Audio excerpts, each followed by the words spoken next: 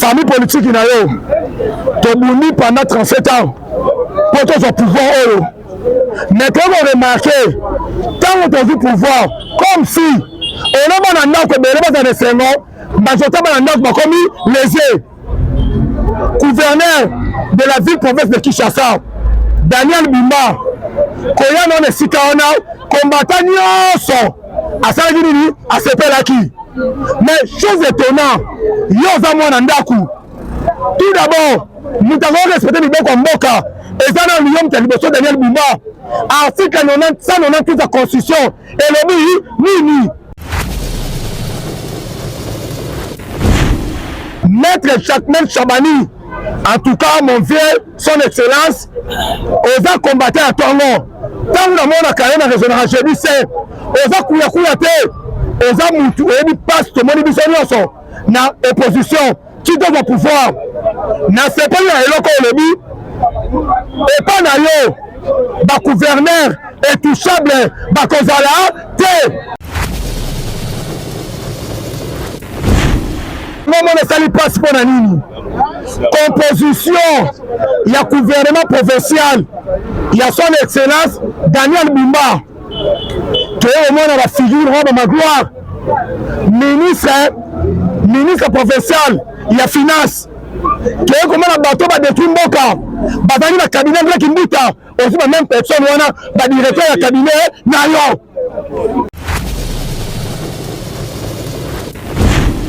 tal caméra conférence oya organisé na niveau unique matata ponyo abosani ke malheur mboka oyo na matata na carte malheur mboka oyo Vital Kamerhe pe asa na carte Vital Kamerhe ke plus loin ya olobake non problème ya Congo eza manque leadership ozuja lisebusa azali na commerce extérieur atikali que ça le long côté après venir olobake non problème ya Congo eza manque ya leadership sinon union sacrée wana tina na mweza nini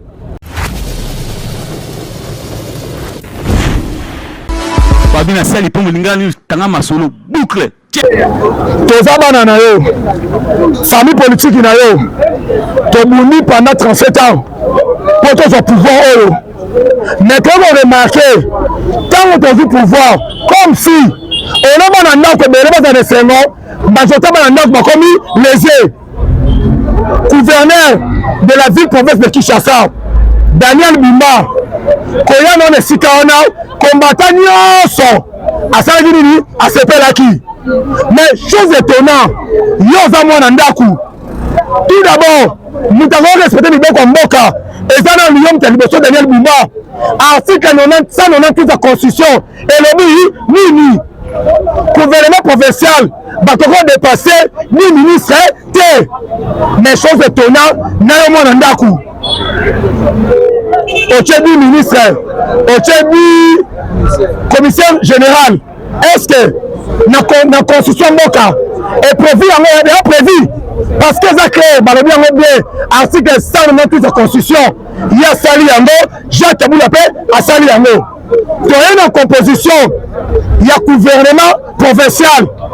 Maître Chakmel Chabani, en tout cas mon vieux, son excellence, osa combattre à Tongo. Tant que mon carrière na régional je dis c'est osa kuya te osa mutu et passe tout monde biso nyonso na opposition qui doit pouvoir na c'est pas le eloko lebi et pas na yo ba gouverneur intouchable ba kozala te pas na nini influence de Mimboka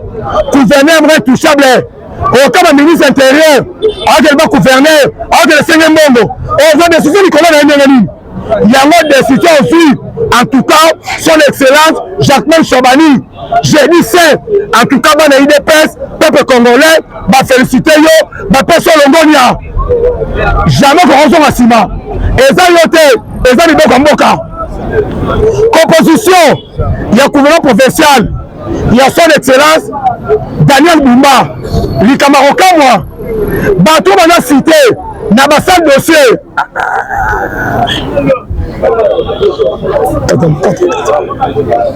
Non, on ne sali pas pour la nini. composition il y a gouvernement provincial il y a son excellence Daniel Bimba qui est au moins dans la figure de ma gloire ministre provincial il y a finance qui est comme un bateau va détruire Mboka bazali na cabinet de Kimbuta aussi la même personne wana ba directeur ya cabinet nayo il est bien vivant combattant il faut se mobiliser Rocky union sacrée ba ko dem ko Mboka te il est bien vivant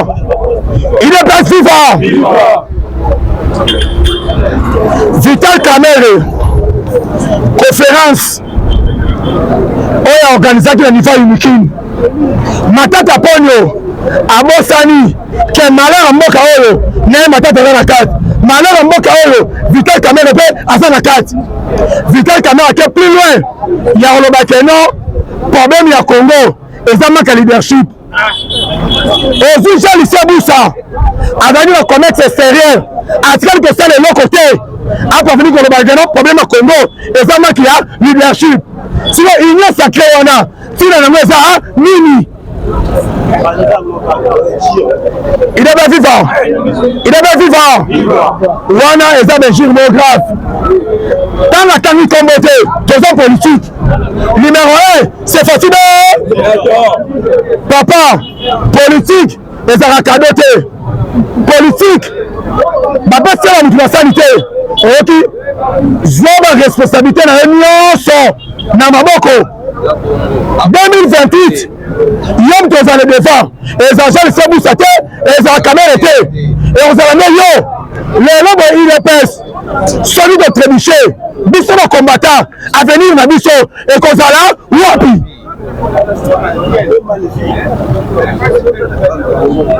il est bien vivant oh lelo ezala bato ebele bakanaka biso bacombattant mais lelo soki yo mofati beton otiki biso na balabala obwaki biso banani bakolokota biso lelo bato babunda te bato bamoni mpasi te bakoma babénéficiaire na UDPS mutu lokola magloire azalaki na Kimbuta azalaki na DGRK elokoli magloire asalaki ozwa magloire ministre provincial ya finance place o mbongo ezali il est bien vivant trop c'est trop combattant tellement to protéger Fati Beton to protéger UDPS patrimoine oh le père atikeli biso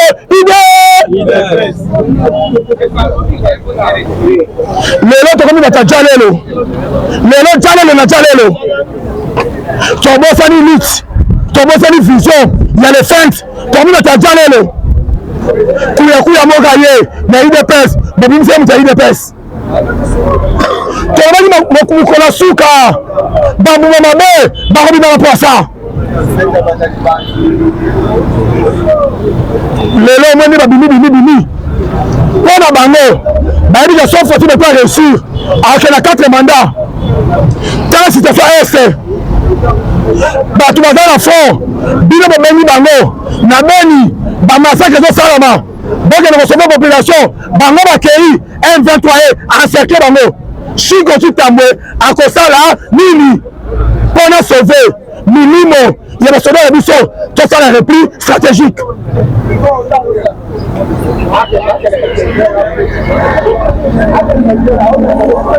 il est bien vivant po ebimi na baréunion soso partout Chikotu Tambwe tetre ok tomoni na Butembo tomoni ya boye Chiko a sauvé baame ya basoda na biso atali be par rapport effectif na ndenge M23 ye encercle bango na kande bayonga Chiko osala nini baye na Kasonda na mboko nini Kasondo baye kokuta eza na base militaire base militaire na Kasondo wana mais ntango M23 komi wana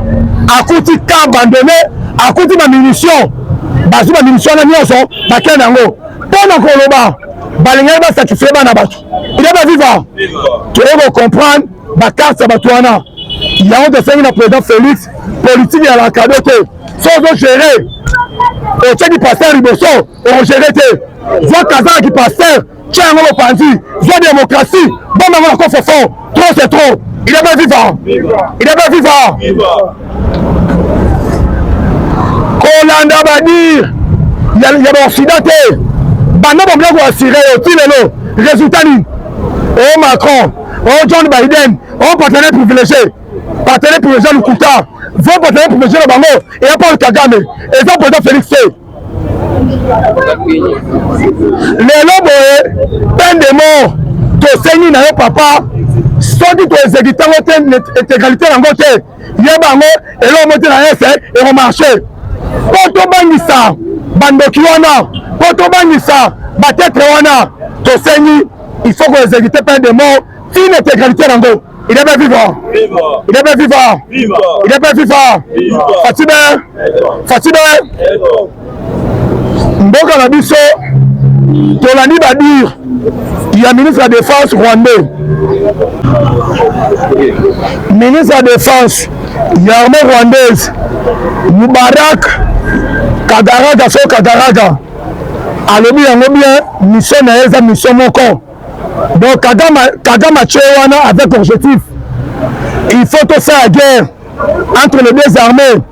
entre les deux pays Congo et Rwanda alobi yango be guerre Rwanda kozala épargner ekobundama na Congo bakosala par tous les moyens baépargner Rwanda mpona nini baobi babombe eke nokwala na Kigali te pekebisi ye boye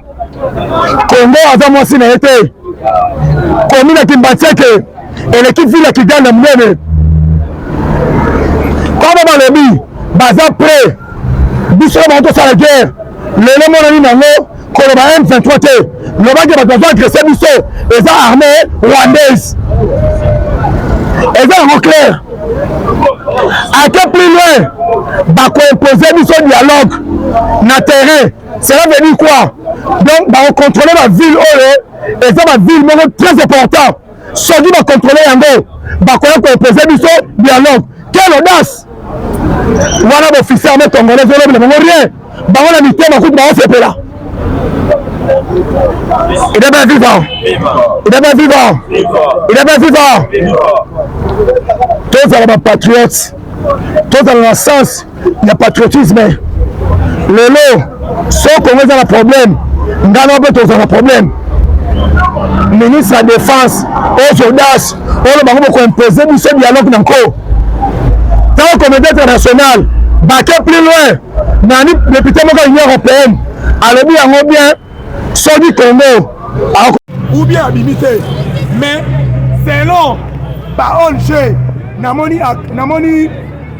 responsable ya cage namoni Jean-Claude Kakende bazo confirmer que Nicolas Kazadi aza na France il est bien vivant il est bien vivant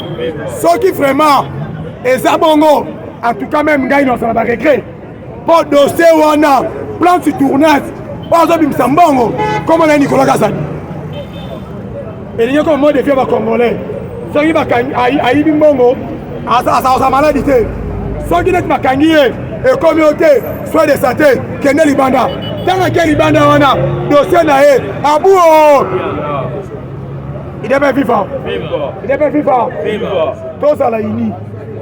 tozoloba o président Félix aza menacé oki bolani badire ya basa de Sebusa Makata Ponyo les grands voleurs de la République pour naïa le que non problème à Congo et ça manque à leadership il est bien vivant Vital Kamerhe même langage Charles Seboussa même langage donc Congo n'est pas manque à leadership comme si président du Congo a na été comme battement le gouvernement na institution tira na bango nini soki olandeli ba M23 baza partout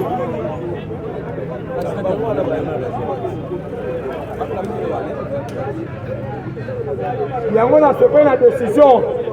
ya maître Jacquemain Chabani alobi boye epa na ye attaque FPM l'intérieur gouverneur intouchable aza te bino nyonso na se ya mibeko toye omona déjà ndenge tokende déjà mabe moko déjà elingi ebanda yango moni article 190 de la constitution elobi bamembre ya gouvernement provincial bakoleka 10 te mais tomoni awa 10 ministre 10 conseiller général na loi elobi bongo te il faut se limiter à nombre à 10 pour la nika 20 pour la biso déjà Daniel Bumba ils ont déjà mauvais départ to sandi yote au parlement de Boussenga prière to sengi na yo on se ressaisir sans se ressaisir on se fait pas IDPS sans se ressaisir te yo mo ko yeba sort na yo to sandi yote aux hommes de son excellence to lo continuer à soutenir yo parlement de Boussenga prière mais on a la raison comme on a président Zino tout ça précisément na commune Kalamu na quartier Oloside tout ça parlement de Boussenga prière et ça parmi le parlement de Bouya Minene il y a Kalamu numéro 082 065 87 54 082 065 Babina Sali pour Lingani Tanga Masolo boucle